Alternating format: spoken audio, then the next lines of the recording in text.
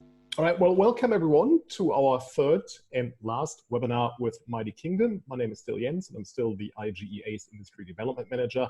And today we're talking about, or rather Tony and Phil are going to talk about the art of the pitch. The usual house rules: if you don't talk, please mute yourself. And one more thing, we are about to send out an email and also going to post on social about a survey that we're doing. This is in the context of the possible merger with the GEAA. It's about what you know about the IGEA and what we can do to make your life easier. What can we do to support you better? So that's going to go live fairly soon. So please stay tuned for that and please engage with it because it helps us to do a better job. So over to you, Phil and Tony. All right. Well, yeah, no, thanks for the warm intro. I'm going to assume that you guys have run through the previous seminars, and what we'd like to do today is obviously tie it all together and focus on the actual pitch. This one is going to be a little bit longer than the usual ones that we've done because there's a lot to dig into there. But what we've done is we've also stick around because there's some case studies at the end there of some example pitches that we'll run through as well.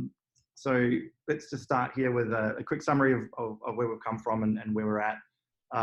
So as we talked about in the first one of these, you should have by this stage have a sort of clear vision and sort of clear values and I guess purpose for your company and what you're building.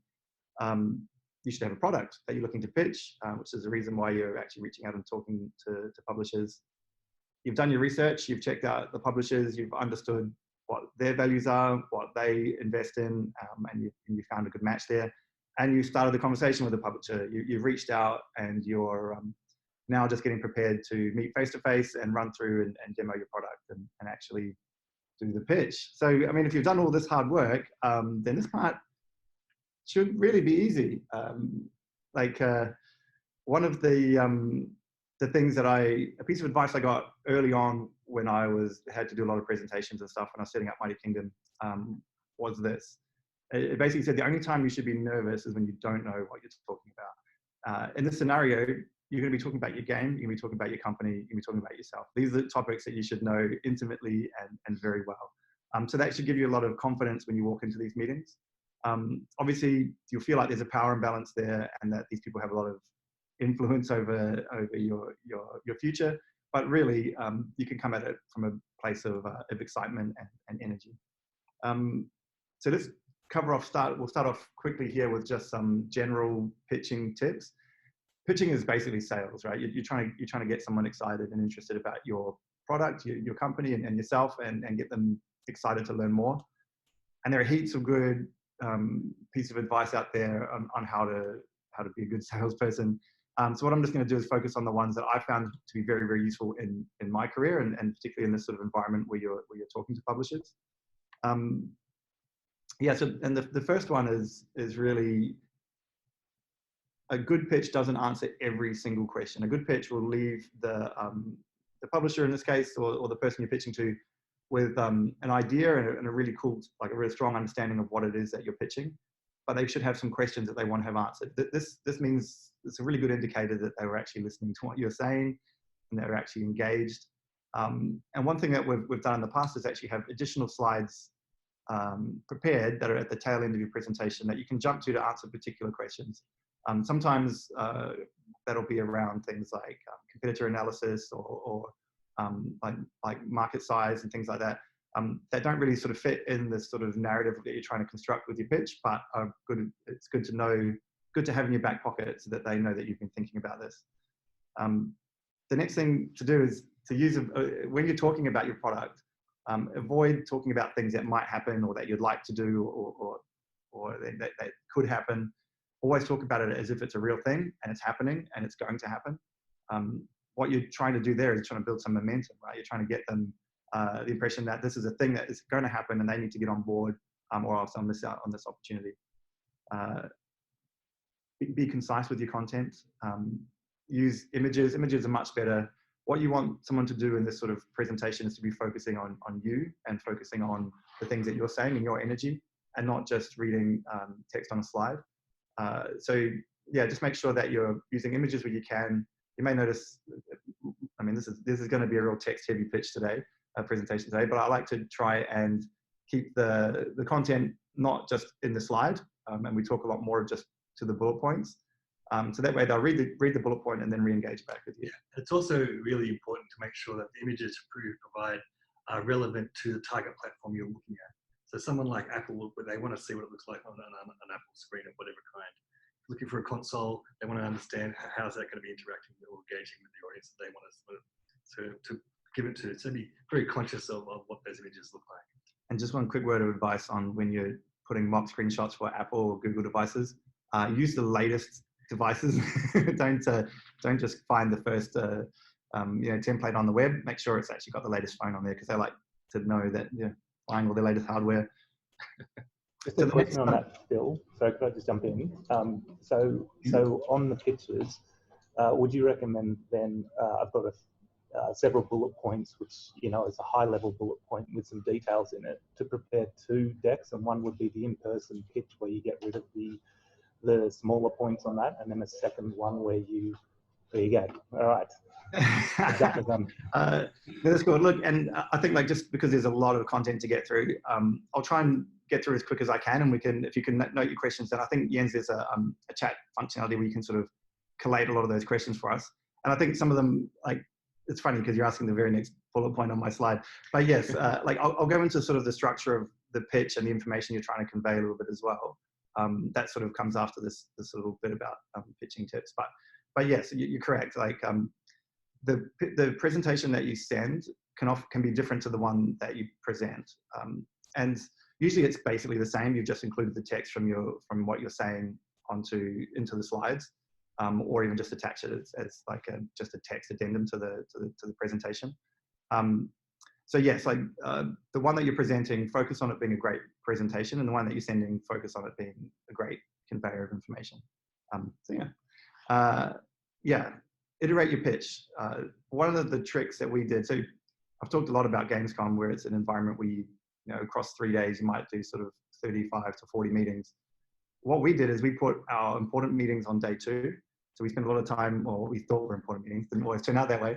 But so you spend the first day understanding which parts of your pitch are resonating with the audience, and that way you can, when you get to the ones you really want to hit, you're humming on all cylinders. But you should get out there, present it to lots of different people, get outside your comfort zone, and make sure that you're refining and honing it to make it as concise as it could possibly be. And the last one, this has bitten me so many times. So be prepared for things to go wrong. And usually that is tech related. And tech always fails, regardless of how prepared you are. Never rely on conference Wi-Fi, have a backup. Get to your venue early, do a dry run. We travel with an Apple TV, an HDMI cable. Apple TVs are great because they set up their own internal, their own network, so you can run it anywhere, even when Wi-Fi is not working. We have a copy of our pitch on an iPad as a PDF, and also as a PowerPoint. We have multiple computers with us. You just got to make sure you've got all the things. And the most important one, a power adapter, because you're going to be in the US or you're going to be in Europe, and when you suddenly need one, you'll never find one. So go prepared and have all that stuff with you. Yeah, and just imagine that the meeting you've got scheduled is going to be 10 minutes shorter, because I mean, essentially, when you're going to all these places, they're often in lobbies of hotels when you're looking for someone who looks like everybody else in the room. We all look like game developers. So yeah, it's going to be a shorter meeting than you expect. So be prepared to be able to do it fast. If you think, I mean, each conference will be different in that regard, but if you think your meeting's half an hour, 5 minutes is going to be like, oh, hey, where are you? I'm over here. This is where I am. Oh, look, cool. What a busy conference, hard to get around. Where are you from? From Australia. There's going to be a lot of that. And then you're going to get into your presentation. And then there's going to be questions. And then they're going to want to play it if you've got a playable. And then they're going to say goodbye. And so you got to, the more concise and quick you can get through, and the less amount of hassles you have from a tech point of view, the quicker you can get to the interesting stuff. And this is the last piece of advice I give, and it's the most important. And this sort of comes back to if you've got too much information on your slides. If you're just reading the slides, don't read the slides. That's the death of any pitch, right? Just never do it. People read faster than you talk. So what will happen is that they'll skim through the slide and they'll sit there looking at you, and you're looking at a screen, and you're just reading words that they've already read. It's terrible. You'll see people do it all the time. So just get used to pitching, get used to talking, use the notes, use the slides as a trigger to talk about a point and to talk about, you can have notes prepared. This is what I do. I've got notes I'm reading from here. But make sure the slide is concise. And, I was lucky enough in an earlier sort of life to be involved in the startup community quite a lot. They do a lot of pitches. They have pitch nights, and you go out there and you have to create a company on the spot and things like that, and learn how to pitch it. They're really great events. Get to them, understand them. We often think in game dev that we're quite unique and that we sort of reinvent the wheel a lot. But there's a lot we can learn from other industries, and the startup community is a great place to learn how to pitch. They don't have domain experience, but don't let that stop you. Just when you're giving your pitch, just get them to focus on the points you want. Like, what was my delivery style like? What's the timing like? See, give yourself a timer. Put a limit on it, and we use these tips for looking for investment too. They're exactly the same. Yeah, this is kind of overlaps a lot with investment stuff. Investors usually, they're just a different business. Oh my God, I could talk for hours about that. But perhaps that can be a follow-up series. We'll talk to Jens about it. All right, so now we've done it. You've done all this practice. Now we're actually going to look at the actual pitch. So this is the key information. As Tony said, you're probably going to have about 30 minutes. I like to plan 10 minutes for a presentation in this sort of environment. Usually about 1 minute per slide is my sort of cadence. Spoiler alert, there's like 50 slides in this one. But anyway, we'll get through as quick as we can. Key information you want to get across. Your game, what is it? What's the game about? What's the genre? That sort of stuff. The team, this is you. Like, who are you? Why are you the ones to make this game? The ask, what do you need? What are you asking for? What do you need to take it to the next step? And finally, what are the next steps? How do we follow up, and how do we continue this conversation? So let's start with the first part there, which is the game. And in this context, a prototype is better than an animatic, which is better than concept art, which is better than an idea. And in fact, ideas should be way off the list here. Sometimes you get solicited to give idea pitches. That comes later once you've sort of got a track record. Relationship, once you have that relationship. But if you turn up to a publisher meeting and say, look, how about a game where they're going to just, they're going to fold their arms and start checking their phone and wondering where their next meeting is. And not talk to you again. Yeah, so make sure you're coming with something, that you've done your research, that you've got something to show that's visual. What they're going to do is they're going to take this and they're going to spread it around their organization. And if it's just words on a slide, it's going to be hard for people to get motivated and excited about it. Animatics can be great for setting mood and theme and style and the weight and that sort of stuff of what you're trying to achieve. But the best thing is to have something that you can touch and hold and play. And in this context with publisher, they don't expect that to be arted. Your concept art can live alongside a prototype. Our prototypes are often gray boxes or even just Unity store, generic assets, because they're there to prove a gameplay point, not necessarily to prove your art ability. If you've got turnarounds and things that you can show alongside it, and as well as you can have all of these things together, then that's probably the best position to be. Because an animatic shows that you can hit the art style, you can hit the art quality bar. Yeah, and again, it makes you've got to understand who you're pitching to and why you're pitching to them. So if you don't have a more than a prototype, basically a game that has art and its gameplay there, and you're pitching to a publisher after you've made the development game and looking for a release date, that could be difficult. But if you're looking for funding to build your game, to have a prototype that just illustrates gameplay, grey box, and that'll be okay. Yeah, this is where mobile versus console can be a bit different again, because the bar for mobile is a bit lower. They expect you to be a bit further along, I guess, and they're, like we said in the past, they're a bit more metric based. So they expect you to have sort of taken it to a test market. Whereas with console and PC stuff, they're generally they're looking more, they're worried more about gameplay and differentiation through that lens. So let's talk quickly about how you can actually explain your game. And this sort of gets back to a point we talked about before. You always open with a short description. And that is, when I say short, I mean 1 sentence, maybe 2. And this is like an elevator pitch. If someone walked past and said, what are you working on? You have to say, it's this, and you have to do it quickly. And if you sit there and go, oh, it's kind of like this game where you start off and you're in this area, and then you pick up, it's like they've walked away and they've gone. So be able to say, like, it's a multiplayer roguelike RPG. That's okay. There's a lot of words in there, but it hits very quickly what the product is. You may notice that recurring later on in this presentation. In this context, it's good to use references, because like, it's not often that you'll create a game that is innovating in every department, and it's usually there's a game that's similar to it somewhere, and so you can point to it and say, look, our game is like this, but it's got this, and so you immediately sort of give a baseline, and then you give a point of differentiation, and that's they have domain experience here. Use that, leverage that, focus on the points that differentiate you, rather than sort of starting from zero and explaining your game from the ground up.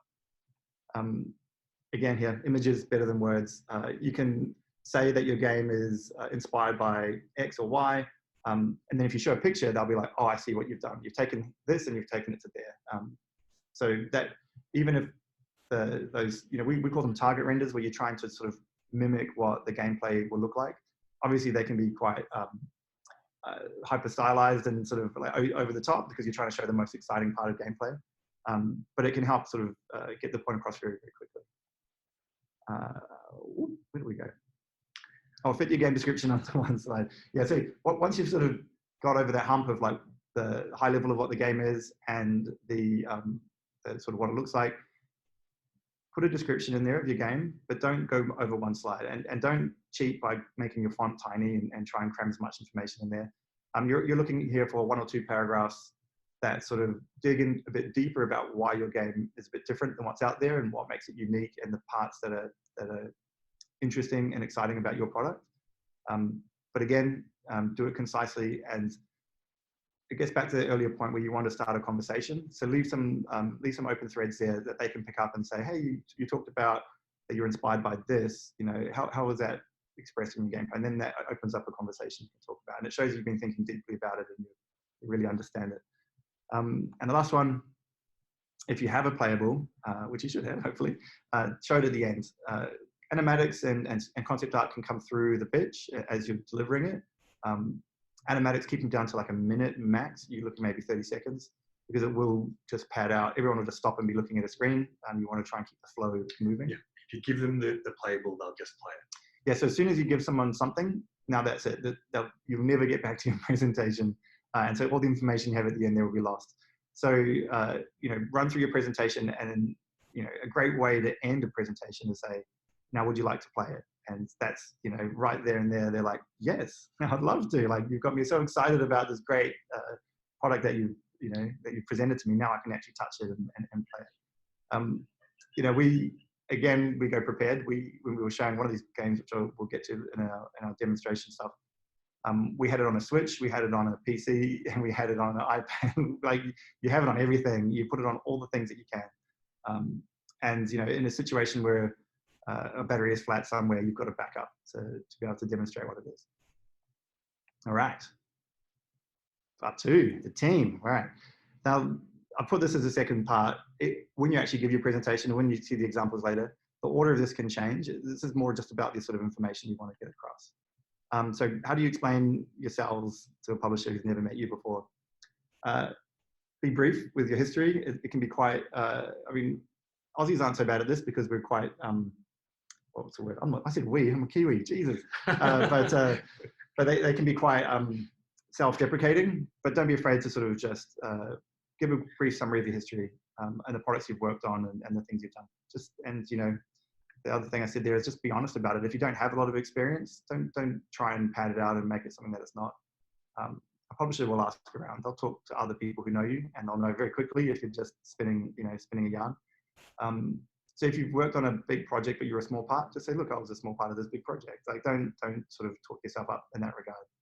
Again, Americans are worse at this. These slides can be very long for some of them, because they want to give their entire LinkedIn profile in this slide. But there might be a couple of you here, so just sort of focus in on the key parts that are relevant for the story you're telling, for the product that you're building. If you're in a situation where you don't have a lot of experience, having advisors on board can really help offset that. I was in a pitch once as part of doing a pitch where one of our advisors was, God, I probably shouldn't say who he was because they didn't get up, but it was like the CTO of a very, very large gaming organization. And it almost worked against us because the pitch would stop and I'd be like, how do you know this guy? And we ended up sort of deviating into a long discussion about how small and insular the industry is. But what it does again is it starts a conversation and starts to let you, you make them comfortable that you know what you don't know and you're taking steps to try and address that. So yeah, that's what advisors are great for.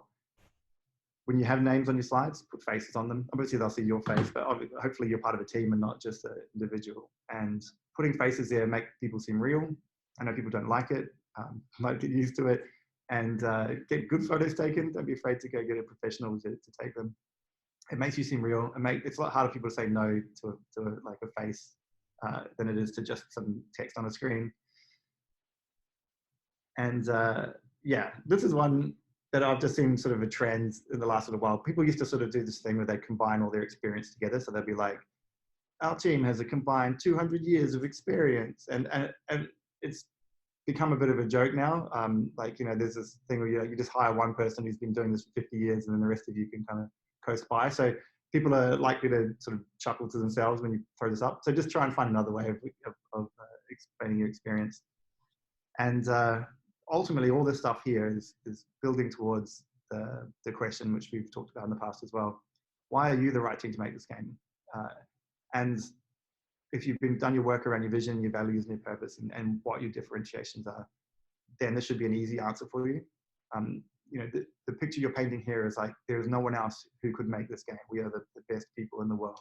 The question is really, can we trust you to make the game you're telling us you can? You know, it's combined with your experience, your enthusiasm, what you put in the pitch on the day, all those things will combine. And basically, if you've got the belief and you've got the experience, you should be cool. Yeah, and look, that you don't have to max it out on every category here. What they'll be looking for is like, okay, let's just say you don't have the experience, but you've got all the other boxes ticked. They'll say, look, they don't have experience in this area, but we can offset that by, you know, partnering them with this person or that person, or giving them advice in this way or that way. So don't feel like you have to hit everything out of the park. Just be conscious of where you're at and know what you're looking for and where your gaps are, so that way you can have that conversation. All right, that's the team. All right, the ask. How to ask for money. This is pretty tough because it's something that, again, I think Australian companies aren't used to doing, you know, and they will sort of get shy about asking for big numbers. Anyway, let's get through and see how we go. So everything is in USD. You should just get used to that. Get used to doing that mental math in your head. It's about 1.45. Like you'll internalize that number over time. It changes over time.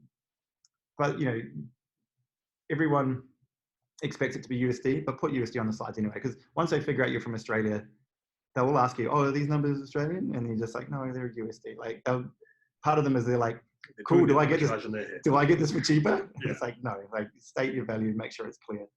Don't let that become a point of contention where you think you signed a 500K deal and you've actually signed a 300K deal because you've left the currency off. Again, even if you're pitching to European publishers, USD is fine. They understand it. They can do the math. When you put your number on the screen, don't worry about getting it perfect. Just get it into the ballpark of what's realistic. Again, this comes down to understanding, or this is kind of the next point, so I'll put it up, understanding what your costs are so that you can actually back up that number. And the way I like to do it, and a good way to do it, is to think about what your man-month cost is. You're inclusive of like how much your salaries plus overheads, your office space, your software, all that sort of thing. Try and boil that down into a number. Add a little padding because you'll probably get it wrong, and then use that as just like a mental arithmetic. So when they start to negotiate on the number with you, you can start to understand how that impacts your team and the duration of the project. Yeah, and it gives you more opportunity to start to look at things like scope. So if they want to change the scope and the number changes accordingly, you've got the backup to say, well, actually, if it's more people, costs more money, these are the reasons why, or less, or whatever you need to do. And look, you'll see a lot of stuff around online that talks about a man month of around 10K USD per man month. The thing is that doesn't capture is that a lot of different areas, different jurisdictions will have different incentives and rebates in place. And so a 10K man month in Canada is different than it is in elsewhere, because they get a big chunk of it back. So know your true number. You know, obviously put a little margin on it, because you need to have some contingency built in. And you know, when you're negotiating budgets, if you've got a line item for contingency in there, they'll often try and push that number down and push it back. So if it's built into your man month, you've actually got some flexibility in there already. And you know, it allows you to do the mental math and say, look, that number equates to about 10 people for 12 months. You know, with that sort of those sort of resources, we could execute and we could do X, Y, Z. You know, you can start to actually put that scope and put that together. And be aware of the deal you're making. So if it's a straight up work for hire to develop something, your number's going to be a lot higher, because it's all margin you're looking for. Yeah. If it's a co-dev, it might be, you know, cost plus a residual. Yeah. So you, like, know your baseline, so that when you're in the co-dev like negotiation, you're basically conceding your opportunity cost and your margin, and not conceding your actual true cost. You're not digging a hole backwards. So yeah, so that's, have the numbers in your head. Yeah, this I'm going to throw Nico under the bus here. I had a chat the other day with him, and we talked about a few of these things. And one of them was that, like, if you've got a range that you're trying to hit with your pitch, that's not necessarily bad. I actually don't like ranges, because I'm just going to pitch the big number. Like, I'm just going to go for the top. Like, why not? They're always going to knock me down. So I don't give them an opportunity, because they're going to look at a range and go for the low number.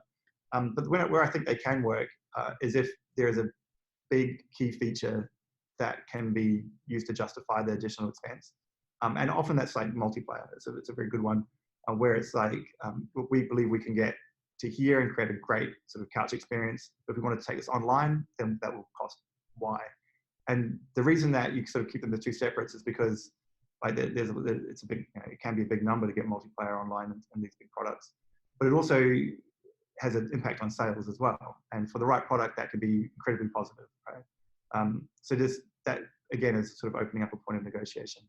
Another one is if you're looking at platforms. Like, each additional platform adds complexity and adds cost. And so you might say, we see this as a PC game. If you would like it to take it to consoles, that comes at an additional cost. But these days, those platforms are pretty blended, so that those ranges aren't going to be as big as they could be. But that's just another way you could justify it. Yeah. So and include a roadmap or a timeline in your presentation, somewhere around after you've done the ask or beforehand, because what it does is it gives them an idea of how long this will take, and where they can fit that into their internal roadmap, because they'll have products coming to market and they want to know where you fit. And they'll build code. They'll look at that roadmap, look at the time, look at where the possible milestones and payments are going to be, and understand where that fits in their P&L as well. Yeah, so it just helps accelerate the conversation. Yeah, they might say, look, you've got a delivery in December there, and they say, can you do it in September? It's like, okay, well, look, we could do that, but it brings us forward. We have to increase the team, blah, blah, blah.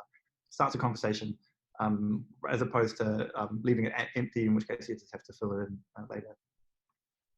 Alternatively, if you don't have a sort of a fixed timeline ready, you can just do a feature list of the things that the money will get them. This is sort of dangerously close to just a wall of text, so just be careful that it's not, that you don't get too far into just shrinking that font to try and get as much in. I see this work usually when the game is quite close to complete and you just need a few key features and a few key polish points to get it to market. But it can work if you don't have a timeline ready. Woo-hoo. This is the easy part. Next steps. I haven't even put a slide together for this, so it's just include your contact details. Tell them where you are and sort of try and arrange a time for a follow-up. That's pretty much all this is. And but you'll be surprised how many people forget to put it on their presentation, so that make sure you've got some contact information on there, so that if someone who gets this out of context, they can pick it up, they can reach out, and they can continue the conversation. Yep. And if they don't, you do it as well. Make sure you can't come away with their contact. Yes, and that'll be like, hey, well, for us, when we're pitching wildlife and we're looking for a publisher, we said, look, we'll be making a decision on this within this time frame. We'll contact you before then to discuss further details. And so you just putting a timeline in front of them in terms of what, so they can start to think about what their investment needs to be to from a time perspective, I guess. All right. So here's some other things that I think can be included. They're not as essential as the other 4 things, but they're good to have with you. We've talked about mobile being data metrics based. Have that in there if you've got some stuff. Comparables or market analysis shows that you understand where your product fits within a market. Competitors and risks, again, if you've got a big project and it's going to be hitting a sort of a, very particular audience, and there are other products coming around at the same time, sort of having that in your pitch can help them understand the urgency of getting the funding and getting to market first. Potential revenue targets, again, this gives an idea of a scale. They're going to know this stuff better than you, though, so just you can keep it pretty loose, and sort of you can even ask them, look, this is where we think the potential of this product is. What's your take on it? And again, this is something we talked about with Nico at lunch the other day. Have existing partnerships can be really beneficial for the right product, and it comes back to what you're pitching. And so if you've got something that can help offset marketing costs or even help differentiate your product, put those partnerships or those relationships in the pitch, because they'll look at that and they'll go, oh, cool, these guys are already talking to these people. This means we can do this, we can do that. And they'll be constructing a pitch, because a lot of these people are going to be taking your presentation, your pitch, and then going back and pitching it into their organization. They're going to become your advocate for this product. So you're giving them a lot of ammunition. These are questions they're going to get asked. And so if you can answer them, or at least mostly answer them for them, you've done a lot of the heavy lifting for them. So it's going to be easy for them to go and to pitch it internally. All right, I'm going to have a quick drink, and then we're going to go into some demonstration. So I've given plenty of pitches in my time. And I've picked 2 out. The first one here is going to be wildlife, and then we've got another one that we'll reveal when we get there. But the reason I picked these 2 out of all the ones we've done, not because they're the best presentations, because they're not, and they miss a lot of the points that I've even listed here, is what a good pitch can have. But they were both successful, and for, I guess, different reasons. But yeah. It's good to see what can get across the line. One thing I've done here is I've changed the numbers, and I've changed some of the details in here, because some of that stuff is either irrelevant or it's old and doesn't reflect the current products. So don't be obsessed with the numbers, and I'm going to go through it rather quickly and just hit the sort of points that we wanted to raise and tie it back to the things I said before. So hopefully you can all see this slide. If I keep looking over to my right, it's because it's on a big TV next to me. So wildlife, this is a mobile product. As you can see, it's got a real quick tagline at the bottom there: pop bubbles, rescue wild animals, and save your family farm. So it immediately tells you what it is. It's a bubble shooter. The audience that we were pitching this to, again, we'd sort of warm them up. We weren't going in cold. We told them we had a bubble shooter game that was in soft launch, and so they were expecting it. So we could lean on the fact that you're just popping bubbles. They know it's a bubble shooter. We're hitting them straight up with artwork, so that they can get a taste of the quality of the content that's going to follow. We'll move in. Narrative bubble shooter. So this is basically straight up showing what our differentiator was for this product, right? So we're taking, as you can see, it's a proven mechanic, proven meta mechanic, and we were leveraging our expertise in this particular market to create content that is designed for a very particular demographic. Hit them up straight away with some screenshots. Again, we had this game ready. It was soft launch at this stage. They could play it, but we didn't show them yet. We wanted to just take them on the journey before we put it in their hands. Potential. Now, hey, these numbers are made up, because if we had these numbers... Oh, they were close. But what we're doing here is outlining that we've been in soft launch. These are our early metrics. They're not going to read the words. They just look at the day 1, day 3, day 7. Actually, they're not bad. they were better. I mean, they were different. God, I didn't say they're better than that, but I thought that was supposed to be day 1, day 7, day 30. Anyway, for a mobile publisher, they're going to look at those numbers and start doing mental arithmetic about how they can scale that sort of business. Here we go. We talk about why we're looking at narrative as a differentiator, and by doing a little bit of market analysis here, showing how we've seen other products have gone down this path of adding this metagame to their mechanic, have seen this particular increase. Again, you just highlight the numbers. They're going to naturally go towards the old stuff. So make sure you're pulling out the things that are useful. This is very wordy, but anyway, So this is, here we go. Here we go to a competitive analysis, right? And we show that there are these other products on the market. We've created this, this, what do you call it? This chart that sort of shows where an opportunity exists, you know, across bubble shooter and narrative, and then we position wildlife in that quadrant. Whenever you're doing these sort of charts, make your product top right, because it's kind of feels like it's taking off. It's like going up, yeah, up into the sky. But yeah, and you can pick your arbitrary the values of your axes. Like we've obviously gone here with narrative and saga again being a term that's very common in the mobile space. So again, leveraging their domain expertise. Here we go, projected market and revenue. There we go, wildlife could generate over $90 million. And like, obviously, like you're just trying to get them super excited about it, right?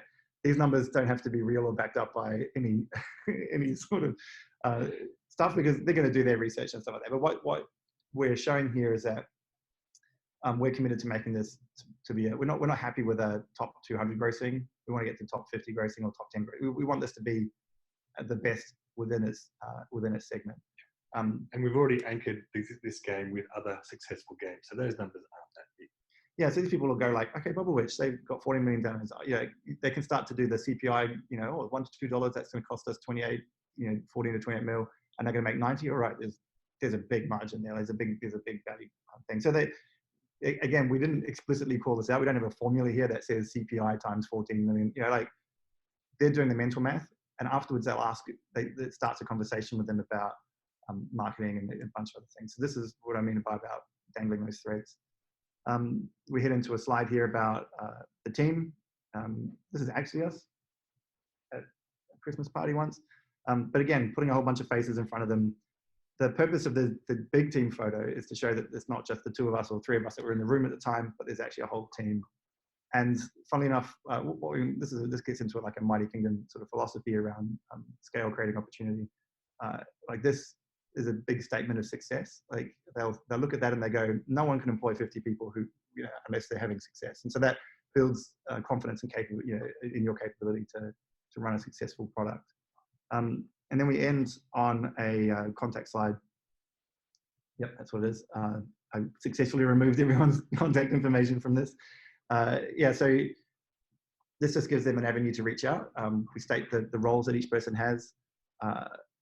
Usually there'll be two people who are in the room presenting, but not always, but usually that's the case. I like to have two people presenting, mainly because one person can present and talk, and the other person can watch and gauge reaction and see how the parts are resonating and take notes. And so that way they'll find the parts that they'll see the frowns and they'll see the lean backs, and so that you can then refine your pitch, but also you can start to have answers to the questions. So the person presenting doesn't have to answer all the questions. Oftentimes one person will present, and then at the conclusion, the other people will come up, and then you can start to sort of dig into your areas of expertise.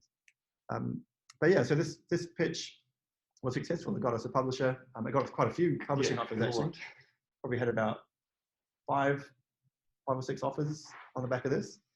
Some of them great, some of them not so great, but at least, you know, you're starting a conversation there, and allowed us to get our partner, which we ended up with Rogue Games as a partner. The other interesting thing about this pitch, it gave us some insight into what publishers were doing and what they saw as successful. So by engaging them with the pitch, we understood, well, next time we come to these guys, we'll have this ready for them, because this is what's important to them. And that was 11 slides long if you were counting. So that's like, you know, a minute a slide, bang, bang, bang. And then we concluded it by sort of going into the prototype. Our prototype for wildlife actually had a bunch of debug features which allowed us to reset the game so they could go through some of the early user experience and then be able to jump forward in the story so you can see how the map and the world had changed. You know, oftentimes it can be tough for someone to jump into a game that they're not familiar with, particularly if you've been demoing it a lot and you don't have a reset mechanic, because it could be at any sort of point along the way. So try and figure out a way of being able to jump back to the start. But if your game has got a builder mechanic or something that your character progresses over time, have a way to be able to jump forward so that you can show, oh, this is what we're heading towards, and this is sort of like the power fantasy that we're creating. So just make sure that you've got yourself the tools to be able to do that. Sometimes, I mean, if you can't do it in your game, have it in your slides. You know, this is day 1, this is day 30, this is day 180, or, you know, however, whatever the mechanics are. This is level 1, level 50, level 100. All right. example number 2. Dungeon Chop Chop. Wait a minute, you might say. Don't you guys make Conan Chop Chop? Wow. Interesting story. So there was a question that came before about, like, we have a product where we've got multiple investors and it can be quite complicated. This is kind of a complicated pitch, this one. And so we partnered with a company called Slackdragon, who had a prototype that they developed, and it was quite promising, but they didn't have any experience talking to publishers or being able to pitch it. So we came on board to help pitch it. They were quite ambitious in what they wanted to do. We thought it was really cool. And so we came on board as a partner. I think in the early days, it's just a development partner to have expertise, but it's sort of the relationship changes over time. As you can see, as the conversation starts and as the offers come in, you adapt and change. So here we go. Dungeon Chop Chop. Again, hitting it right up front. Classic RPG, roguelike adventure, single or multiplayer. Ooh, look at this. We're dangling a carrot already. Again, hit them with artwork. It sets a tone, it sets a style. Okay, this isn't going to be pixel art. This isn't going to be hyper realistic. It's going to be sort of fun and cartoony. This overview, this particular presentation was for a conference where the meetings were a bit longer. You had a bit more time to sit down. It was a smaller conference where people aren't crammed in as much. The particular outcome for this one, the publisher who saw it first ended up circling back and coming around and seeing it again, so they're able to do it twice. That's not always the case. Sometimes you can follow up on the week, usually you follow up after. So that's, I said before, put all your good meetings on day 2. Sometimes if you have them on day 1, it means you can follow up on day 2 or day 3. So, you find your own path. But here, like, this overview runs through the key points of what differentiates this product, or what the sort of key things are that the player will be doing over that time. What we've done here is we've sort of painted a picture of where the game currently sits and what it could look like with the right stuff, and we're just sort of putting some bullet points around where it's currently at and what it needs, giving a baseline of what the current content looks like, 6 different regions, 4 different bosses, 4 different dungeons, and then looking at, we state here, and again, I've sort of modified some of the details here, but it was a couch co-op product that they pitched, but had potential for multiplayer. Here we go, a feature list. Here's some things that we could do with the money that you give us, right? Again, look, I've sort of tweaked and modified these, but here's an interesting thing that we were able to do with this product. So this was a PC product, and it had been on GameJolt, which was a service you can put up sort of indie products. And like, again, this is where we get back to, don't hide from your experience. Just put this up front and say, look, this is what we've done, and this is what it did, and this is why we think that's cool. What GameJolt enabled us to do is pull these quotes out from feedback that had been given around the product, and that just is a validator for for your publisher to say, look, these guys are making something that people actually enjoy. Again, hitting them with artwork at every stage to try and sort of get them in that mindset. And look at this, there's a picture on a Switch. We're looking at what you notice that the slide, at the box at the bottom of the slide, it looks pretty big and it's pretty empty. It's because this is one area where you can change the content of the pitch depending on who you're pitching to. This particular version of it was when we're talking to a PC publisher. When we talk to console ones, obviously if you're talking to Microsoft, you're launching on Xbox One and then your potential reports elsewhere. So you can just sort of, it's an example of how you can tailor and alter your pitch between presentations to make sure you're addressing your particular audience. Again, looking at comparables, other games and how they've performed. Here we go, it's a big number, right? So this number is not what the number we pitched, by the way, but it's a big number. Look, this tells you what we're looking for. And then it says, this game has a bright future. This is the sort of stuff that we could do. This is the journey that we've been on in terms of artwork. Here's a capability or a history of Slackdragon. This was very wordy. I tried to get Shannon to knock it down, but hey, he's very excitable.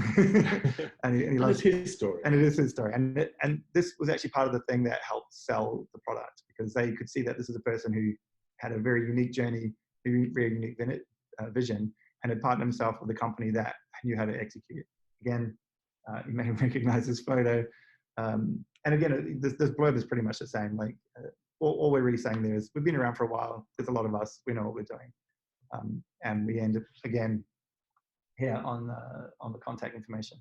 like I said, this one is a bit longer, 16 slides, this one. And we noticed that at this particular conference, the publisher would come back and revisit. And what this did is it started a conversation with them that resulted in a product that was not this product, it was something else, but it was based on this. And this was the way the conversation started. In this particular case, we moved into production like almost 2 months after this, or 2.5 months after. Before that. Actually, yeah. It was pretty quick. Actually, It's yeah. like 2.5 weeks, realistically. It was odd, but it gives you, like, it shows that if you're at the right place at the right time and you've got the answers to the questions that they're asking, then you can move very, very quickly. That's very unusual. I wouldn't go out there and expect a publisher to turn around that quickly. But we were able to, they asked us a lot of questions about ability to hit timelines and stuff like this. And obviously, if you followed the development of Code and Chop Chop, we've sort of, the scope of it has expanded and changed over time, and the timelines reflected that. But we got moving based on this presentation and what it, and you know, questions that they asked, and the questions that they asked that came out of it. All right, so this is, like I said, this is a bit of a long one.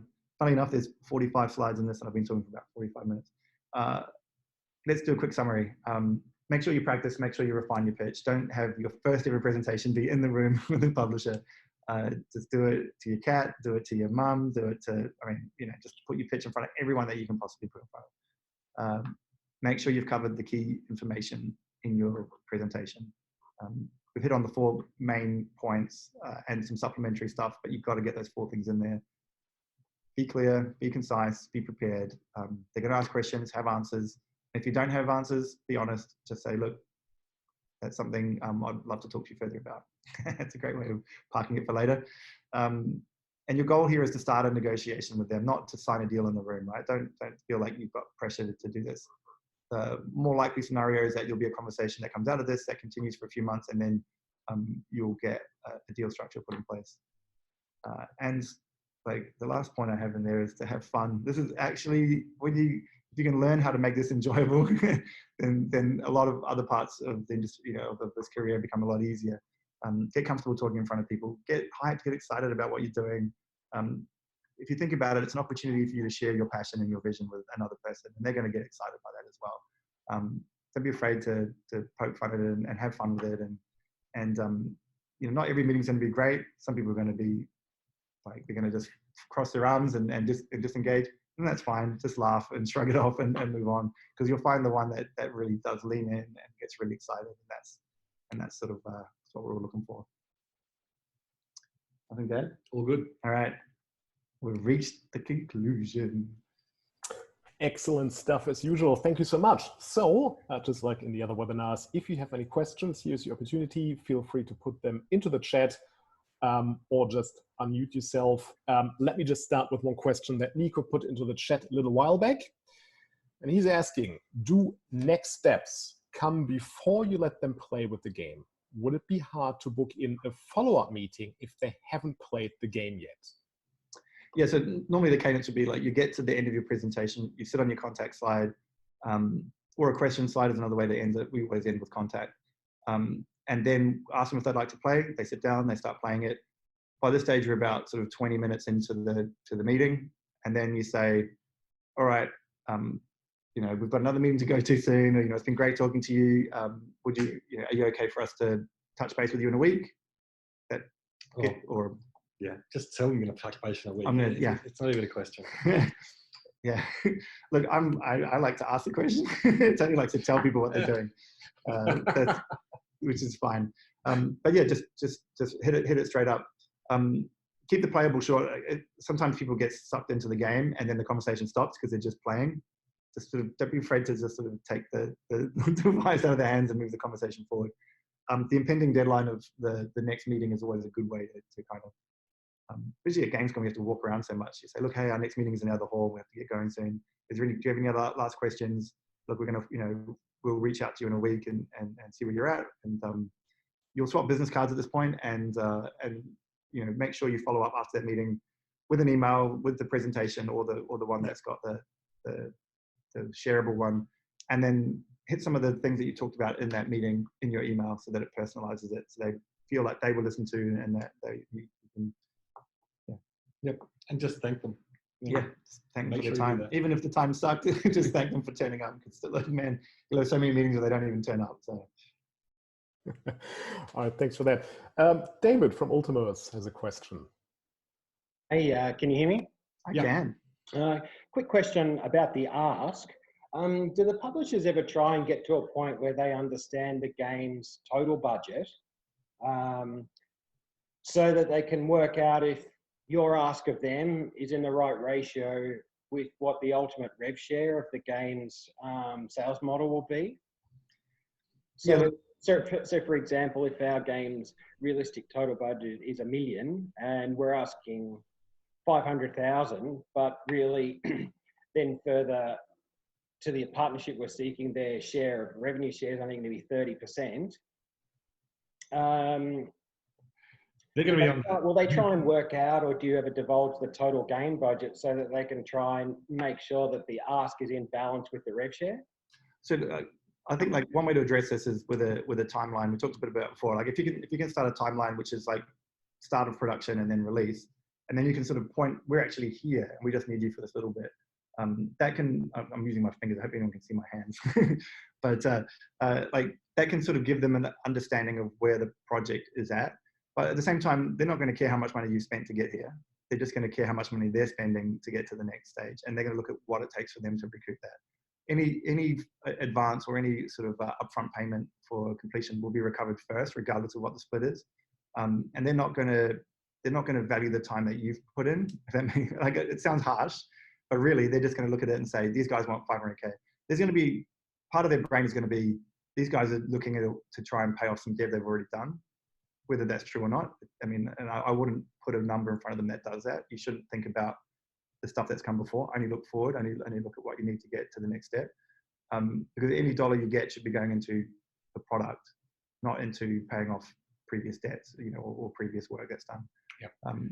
The other thing is, it's not going to happen in pitch. Those kind of negotiations will happen afterwards. Yeah. You give them the ballpark. They'll make the decision if that sounds reasonable.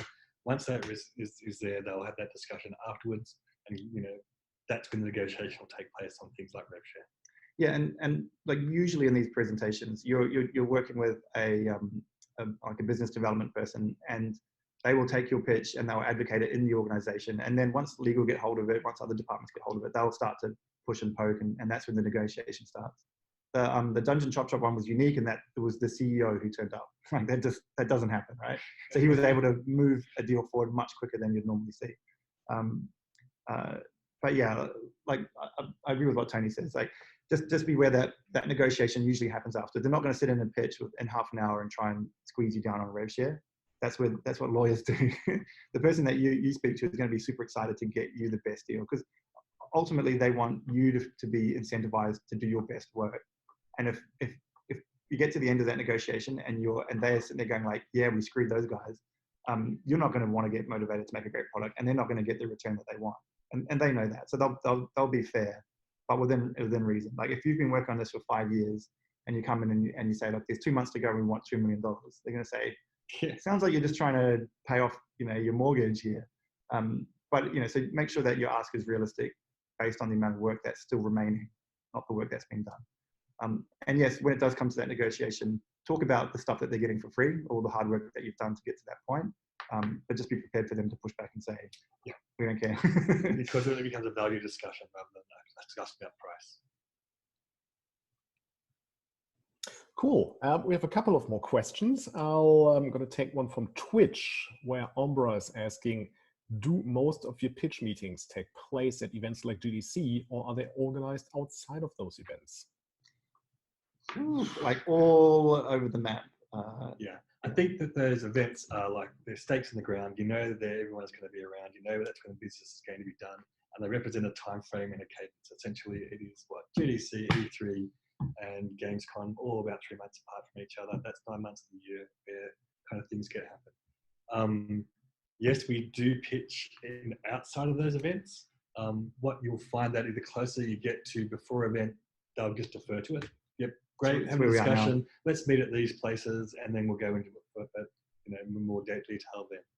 Yeah, we're pitching right now on some stuff, and everyone's just saying, hey, let's just wait until GDC. And say, not. We do it now. But so yes, people will defer to these big events because they know everyone's around. They can sort of get it done very, very quickly. I'd say, like, numbers wise, yeah, the most of our pitching happens at events because everyone's there. You cram them all in. You do, like I say, 30 pitches in a week. We do pitch outside of that. We're sort of in a position at Mighty Kingdom where people come to us and ask us to pitch on things. So that's a little bit different. And so we just sort of take those opportunistically when they arise. But yeah, I think that these big events, particularly for a new company, and if it's your first, this is your first stake in the ground, as Tony said, is saying, this is who we are, this is what we do, and this is what our product is. Like GDC is a funny one because it's usually sort of more dev focused and less business focused, although that's sort of changing. But and E3 is not what E3 used to be. So Gamescom has really sort of taken up where a lot of that slack is. So those would be the two events I'd hit, right? GDC is a great place to start conversation, get to know everybody. Like people do sign deals. Yeah, we managed to sign one last year, but more often than not, that is the beginning of a conversation that will conclude at Gamescom. But there'll be a lot of touch points between those two events where you're showing progress and moving the deal forward and negotiating terms. And so hopefully when you get to Gamescom, it's just the champagne and the parties, where you get beer because it's Germany. Oh yeah, it's beer, it's Kolsch. Or when it's you get invited to the publisher events, which are always quite fun. Their budget's a little bit bigger than some some of the other ones. But yeah, so I'd say target the conferences because you get your biggest bang for buck. Yeah. But be prepared to have someone just cold call you and say, hey, we heard about you.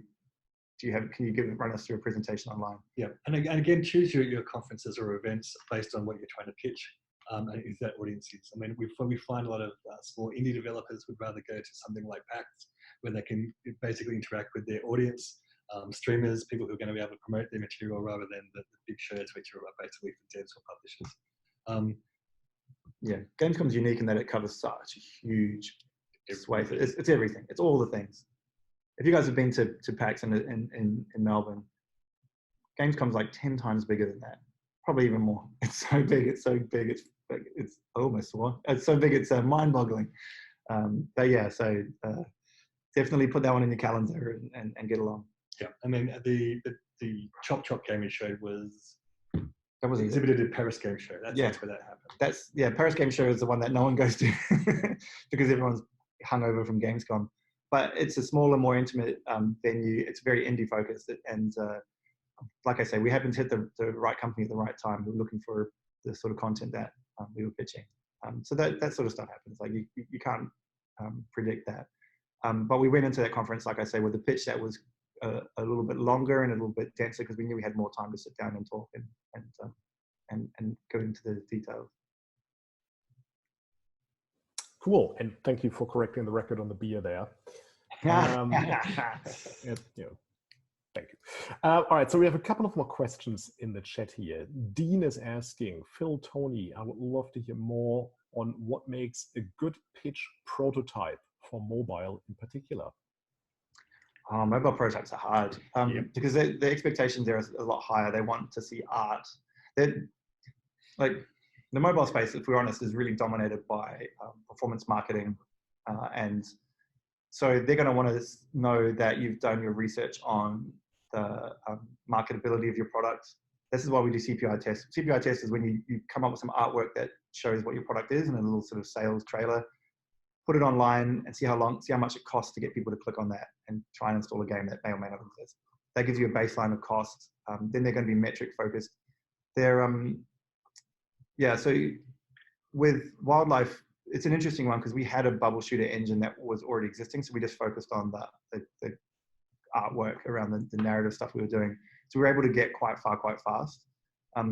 They're going to want us to, when it comes to art style, what they're going to be looking at is the marketability of it, not necessarily the quality of it. Because they're going to be, does this differentiate itself within this market so that we can actually sell it and have people convert on it? When it comes to gameplay, they just want to make sure that you aren't terrible. Like that, so they're just gonna make sure that you can actually create a compelling, like we were in puzzles. So there's a classic examples of what bubble shooters were. We just had to make them comfortable with the fact that we knew what it was and that we could execute on it, and that we weren't going to mess that up. Yeah, I mean, it also depends on what you're pitching, what kind of game. We were looking at wildlife. It's a puzzle game. You know what a bubble shooter looks like. as long as you can show that the mechanic it works how it should, and when it's kind of entertaining, or that's enough. If you're looking for something a bit mid-core, they're going to want to understand it. Well, what makes this fun? Why am I playing this? So you really have to understand what the key mechanic or key game would need to be if you're going to be showing a prototype. Yeah, and then, like, if you're looking at premium mobile, that's a different sort of conversation again, because there's very few people who sort of successfully publish in that space, and it's sort of, you know, Apple Arcade and the Google Play iteration of it are sort of disrupting that market quite heavily at the moment. And they're like, if you're pitching to those sort of partners, they're more interested in how well your product shows off their device. So they're very visual focused. They do like gameplay. They do like things that are different, but they like to see that it really shows off the capabilities of the device, of the screen. This can only be done on this device. Yeah. So yeah, mobile's a funny one. Like, it's such a huge market. You know, you can find a lot of success even within niches within mobile, but it's difficult to cut through the noise because of the volume stuff there. So what I've found that publishers are looking for is that you have the ability to cut through. Your metrics will answer the question to them of like, do people value this? That's what your metrics are. People only play things that they like, right? So if your metrics fall off a cliff, it means people don't like what you're doing. So they're going to be less concerned about the mechanics of what you're doing in terms of gameplay, and more interested in the economics of it, I guess. You know, how much does it cost to market? How much does it cost to, you know, if I put $1 in, how long does it take me to get that $1 back? Do I get it back? That's the, you know, yeah. So they're looking at monetization, they're looking at retention, and they're looking at marketing. Although, you know, they will know that they can improve monetization because they usually have that specialty. They'll know that they can optimize your CPI, they can optimize your install cost, but they can't meaningfully shift your metrics. So they'll be focused on that part of the equation more than any other.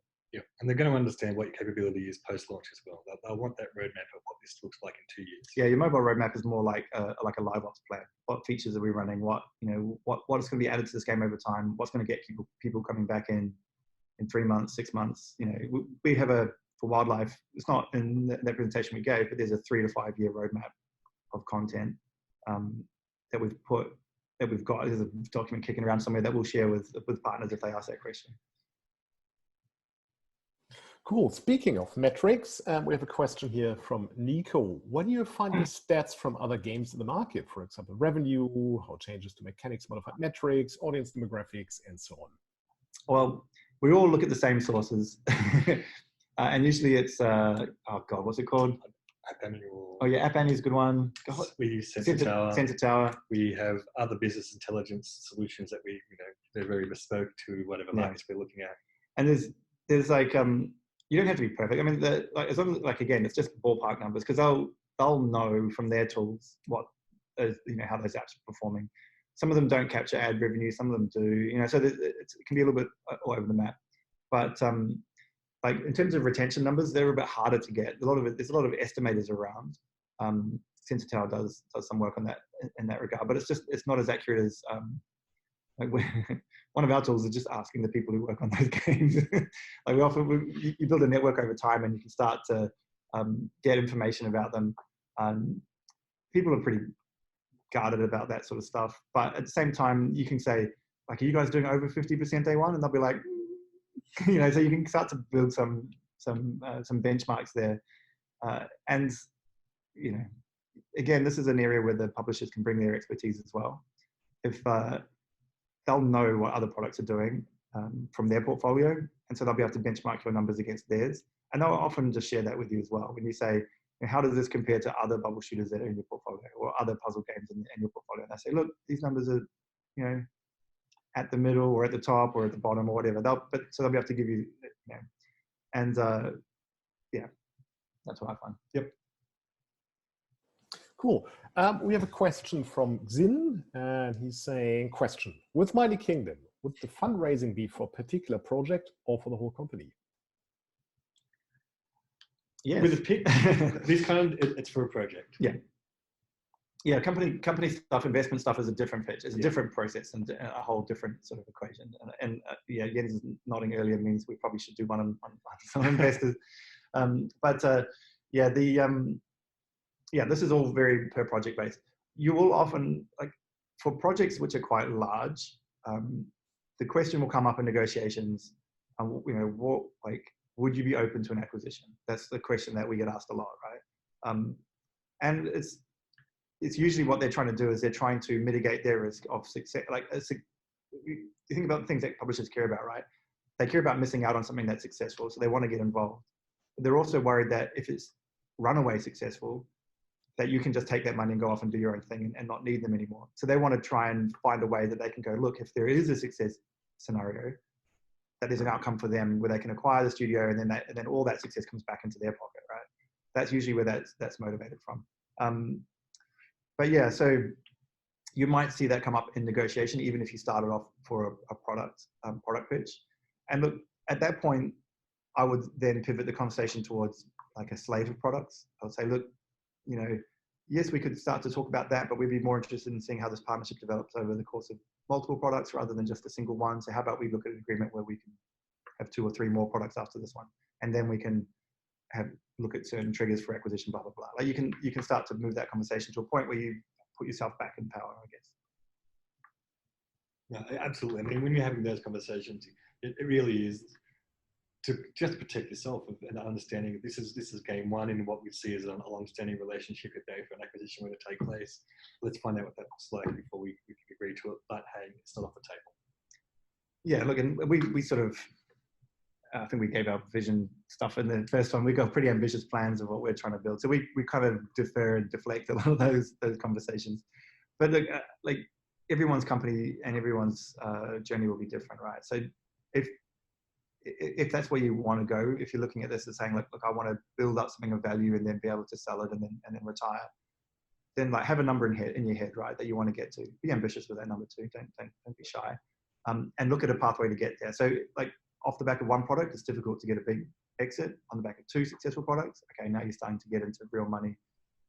3 products, you've got a track record where, you know, 1's is lucky, 2 is, you know, still has an element of luck, and at 3 means you've got a consistent performance and sustained performance, and that's when you start to get the big multiples and the big exits. So yeah, that's some investment advice that slipped in a product pitching. Well, we might get to that later. We have one more question on Twitch, if that's okay. And Ombra is saying, sorry if this is a hard question, but how do you balance publisher investment against revenue share?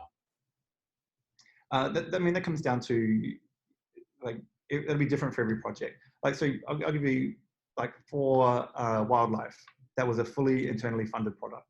And so we weren't looking for any funding for completion or development. We were looking for a publisher to offer scale and expertise in marketing and monetization. So that's a very different negotiation, and that fell very favorably, you know, for us, because we were able to take a lot of the risk, right? And it comes down to where the risk is in the negotiation. For a product, say like Dungeon Chop Chop, which became Crayon Chop Chop, that's a different question. I mean, like, I almost said what it was, but I'm not allowed to, because that's a contract between us and another company. But you know, that it has its own calculus and it has its own costs and it has its own risks, right? And so it's about how you mitigate those. Yeah, I think, like, sorry, just to continue, depending where you are in your company's journey, cash flow in the short term may be more important to you than cash flow in the long term, right? And so it's okay to front load some of that stuff and take some cash off the table to make your journey to the end easier than trying to do it like trying to squeeze yourself to try and maximize your back end points. Like, I always feel that real money in your hand is more valuable than like you know, fairy money in the future, which may or may not exist. Like, no one can guarantee that your product will sell, right? So you should always look at any future earnings as like essentially non-existent, right? So just make sure that the deal as it's structured with the cash that you get in hand is enough to fund your studio to get the development done and get the product to market. Yeah. And treat it like an advance, because that money you're getting Yes. up front is going to be subtracted from the original revenue before you actually achieve anything, or any residual from sales. And it basically comes down to like a risk analysis, right? The more money that a publisher puts in, the more like risk they are. They're at financial risk, right? Because the bar to clear to recover that investment just goes up. And there's obviously scales here, right? Obviously, like, certain products are riskier than others. and you know, your publisher will tell you that yours is the most risky product they've ever seen, and you should take, this is a really good number, and you should take this number. But you know, push back. Make sure that you're understanding the true value of what you've done. Talk to other people in the industry. Like, not like you're right. It's a tough question to ask in a webinar where I almost actually accidentally disclosed information. But I think, like, talk to people privately and off the record. You can get some information about how those deals are structured. I don't know where you're based, but one person who I've talked to about this stuff is really, really good at this is Ash from SMG. He's like super sharp. So he could sort of help negotiate those sort of deals. He's seen a lot of different things come across his plate. Yeah, and it depends on the game, depends on the deal structure. There's a lot of dependencies before you can look at what the rev share is going to be. Yeah, and one of the other pieces of the way we evaluate deals that we see come across our slate is not necessarily just what dollar it brings in today, but what technology and capability that builds in our studio, and what relationships does that unlock, and where does that put us at the conclusion of that product? Are we in a better spot? Are we closer to achieving our goals and our vision? Or are we actually just taking a step back or a step sideways? I think I said before, sideways is good if the money is good. Backwards can also be good if the money is great, but just make sure that you're doing it with your eyes open, and you're doing it consciously and not just chasing dollars. Cash flow is important, right? It allows you to pay your people, it allows you to do cool things and build cool product. So don't starve yourself trying to maximize a few percentage points at the back. There's a point where the scale of success will mean you'll be successful no matter what your percentage points are. Yeah, and the thing I don't understand is you're going to be negotiating with people who have done this many times. So, you know, basically look at what's fair, and they'll land there as well. Yeah, and get them to back up their numbers too. Say, look, you know, how do you see this playing out? Like, how many sales do you think we can achieve with this product? You know, what does that percentage look to us in a year's time? Just put the ball in their court, get them to justify it. And if they can't, then it's not a good number, and you should change it. So like, make sure that make sure that you've got your costs covered, that you're not shooting yourself in the foot to try and bank future revenue that may not arrive. But make sure that it's fair. Cool. There are no more questions in the chat. Anyone here has anything they urgently want to ask? Last chance. Well, doesn't seem to be the case. Oh, well, look, Phil, Tony, really good stuff as usual. Thank you so much for your time. Thank you so much for sharing your insights. Greatly appreciate it. Seems there is appetite for more going forward. Let's all survive GDC first, and then let's see what we can do from there. But look, again, greatly appreciate it that you so generously donate your time. So thank you for that. Everyone else, please keep your eye out for the IGEA survey. The more feedback we get, the better, because it really helps us to do a better job. And so, yeah, thanks everyone, and hope to see you again at one of those webinars, or maybe even at GDC. Cool. See you there, guys. Thank you all. Yeah.